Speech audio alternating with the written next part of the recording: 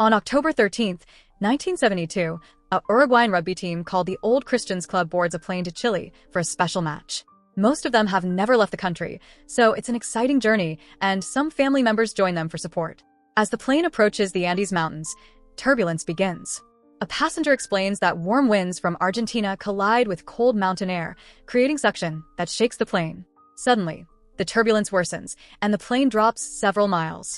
The pilots struggle to stabilize the aircraft as it continues through the storm, but the situation spirals out of control. The plane crashes into the mountains, breaking in half. The tail section is blown away, along with some passengers, while the front of the plane continues sliding until it slams into the snow. Seats smash together, and many people die gruesome deaths. The survivors, stunned and in shock, begin freeing themselves. Blood is everywhere, and two med students among them guide those with broken limbs, trying to help them stay calm. The pilots are found, but they die shortly after, and the radio doesn't work.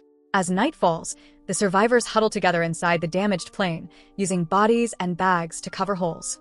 The temperature drops drastically, and some can't stop crying, so others do their best to comfort them. By morning, they discover a few more people have frozen to death. The storm clears, revealing nothing but snow and mountains for miles. The survivors decide to organize. They clear out debris to make space for sleeping, move the wounded to sunny spots, and store anything useful in suitcases. The dead are placed together and covered with snow to preserve their bodies. On the first day alone, 11 people are dead, plus one who disappeared with the tail section. Rations are strictly limited, and they have a small snack. They hear a plane overhead and desperately wave and scream, but it doesn't see them. By the second night, they prepare for the cold again, using clothes from suitcases as blankets. On the third day, Nando, one of the survivors, wakes up after being unconscious since the crash. He is in terrible condition but crawls over to his sister, who is also unwell. When he learns their mother has died, he breaks down, thinking of his father back in Uruguay. The group melts snow for water using metal pieces and creates a giant X with suitcases in hopes of being seen. A passing plane appears to notice them as its wings rock in the sky, but the next day, it's clear they've been overlooked. Realizing their chances of rescue are slim, the survivors remember the plane's tail section, which contained batteries. They craft goggles from mirrors and leather seats, and 4 survivors begin climbing the mountain to find it. However, they discover that their crash site is invisible from a distance due to the snow. With an avalanche threatening, they return to the plane. Days turn into weeks, and they run out of food. There are no animals or plants nearby, and even moss tastes disgusting. Nando suggests eating the dead bodies, sparking an intense argument. Some fear going to jail, while others are repulsed by the idea. By the 8th day, desperation takes hold. Nando's sister passes away, and another survivor, Coco, writes a letter to his parents describing the tragedy. More storms hit, and the group survives by hiding inside the plane. By day 21, half the group agrees to a grim decision. They permit the others to eat their bodies if they die. With makeshift tools, they begin cutting meat from the bodies to feed themselves. Seeing this, others change their minds and join in, leaving only 5 people who refuse to eat. They create a system to hide most of the bodies while working, sparing others from the gruesome sight. Pieces of meat are left to warm under the sun before being eaten. One day, they find a suitcase buried in the snow with a radio inside. After building a makeshift antenna, they manage to turn it on, only to hear devastating news. After 66 search missions, the government has officially called off the rescue operation. The group breaks down emotionally after learning that all hope for rescue has been abandoned. For people give in and eat human flesh to survive. Determined to find the plane's tail section, 3 men set out again. Along the way, they discover scattered debris and 5 bodies, including the man who had been ejected from the plane during the crash. The climb is grueling, with freezing winds and constant slipping. At night, they huddle together on the mountainside, enduring a raging storm. When they wake, they're buried in snow but alive. However, one of them has gone blind, and the others are too weak to continue. They slide back down to the crash site on a piece of debris. Traumatized, the last man who had refused to eat human flesh finally relents, sobbing as he takes his first bite. On day 17, the group has endured a relentless storm for 5 days. They stay inside the plane, trying to boost morale with stories. Suddenly, an avalanche buries the plane, filling it with snow. Some survivors, still above the snow, panic. One ventures outside, only to find the storm worsening. Desperately, the group digs through the snow, even using urine to melt it faster.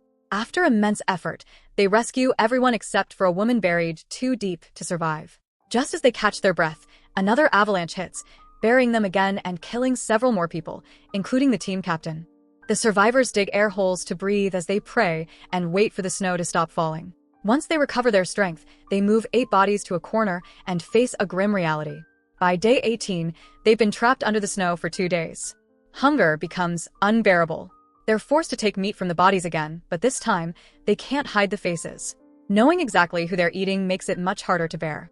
Numa, overcome with anger, starts digging frantically, breaking windows in the process and cutting his leg on the glass. He doesn't stop, though, and keeps digging. On day 20, Numa finally clears a hole big enough for the survivors to climb out. They take a moment to breathe fresh air and appreciate being alive before starting the hard work of digging out the plane. Numa discovers a deep cut on his foot, but ignores it to continue helping. As the days pass, the sunny weather helps them uncover more of the plane. The group begins to discuss sending a team out again, but they still lack a way to survive the freezing nights. They decide to wait for summer, which is just around the corner. By day 34, the thaw begins. 2 injured men from the crash are gravely ill. The med students know there's little they can do. On day 36, the weather improves enough for Roberto, Nando, Tintin, and Numa to attempt another search. Wearing extra layers to survive the cold, they set out. Unfortunately, Numa's infected wound makes him dizzy, and he collapses. Though the group wants to take him back, Numa insists he's strong enough to return alone and urges them to continue. Back at the crash site, Numa faints from exhaustion. When he wakes, he finds the other sick man hallucinating before dying shortly after. Meanwhile, the search team presses on. They return with incredible news. They've found the plane's tail section. Over multiple trips, the group retrieves clean coats, rum, cigarettes, chocolate, and the plane's batteries. The survivors try to connect the batteries to the cockpit to power the radio. After much effort, they hear static, but no one responds. Days pass, and the group debates another expedition. However, memories of their near-death experiences in the freezing cold make them hesitate, even with the extra clothing. Numa's infection worsens, spreading throughout his body. Knowing he has little time left, Numa stops eating to give the others more to survive. They attempt to fix the radio again, but accidentally cause a small short circuit and abandon the idea. Frustrated, they write a message on the plane's fuselage listing the number of survivors. During another trip to the tail section, the group discovers waterproof fabric that had covered some pipes. Excited, they bring it back to craft a sleeping bag, allowing them to endure the freezing nights. The smaller radio still works, and they hear news that, despite 58 days since the crash, the Air Force plans to send another aircraft to search for them. To distract themselves, the group begins mimicking bird calls and finds a camera, taking several pictures for memories. That night, Numa gives them permission to use his body after he's gone. By morning, they find him dead, clutching a note that reads, "There's no greater love than to give one's life for friends." Inspired by his sacrifice, Roberto, Nando, and Tintin set out once again. Using their new sleeping bag and carrying plenty of meat, the trio climbs westward, aiming to cross the mountains into Chile. As night falls and the wind becomes unbearable, they dig a snow hole and huddle inside the sleeping bag, surviving until morning. Reaching the top of a tall mountain, they're devastated to see miles of snow-covered terrain ahead. Realizing their food won't last, Tintin volunteers to return to the crash site, leaving Roberto and Nando to continue. The journey is long and grueling, but after many days, the duo descends into a rocky valley with less snow. When Nando's shoe breaks, Roberto ties it with fabric, and they press on. Their persistence pays off when they discover a river with fresh water and even a lizard. As they celebrate, they spot a man on horseback across the river. The rushing water makes communication difficult, so the man throws them a pencil and paper. They write down their story, and the man takes the note to make calls for help. News reaches the Air Rescue Service, and a mission is quickly planned. The man returns to bring Roberto and Nando to his cabin, where they finally eat proper food. Reporters soon swarm the area, asking awkward questions. The crash site, the remaining survivors hear the news of the impending rescue. Overjoyed, they clean up, pack their belongings, and even gather pieces of the plane as keepsakes. On day 71, helicopters finally arrive. Roberto and Nando guide the rescue team, and the survivors cry tears of joy as they're airlifted to safety. The entire rescue is filmed, including the group's insistence on bringing their bags, even if space is tight. In total, 16 people survive. When they reach the city, their families are waiting to welcome them. The survivors are taken to the hospital, where doctors perform extensive health checks, noting their skeletal frames and physical weakness. Too frail to move on their own, they help each other shower before their families assist with grooming. Each survivor is given a bed, but the trauma still lingers, and that night, they sleep huddled together as a group, just as they had on the mountain. So that's it. Hope you enjoy the story. Subscribe and press the bell icon for more videos.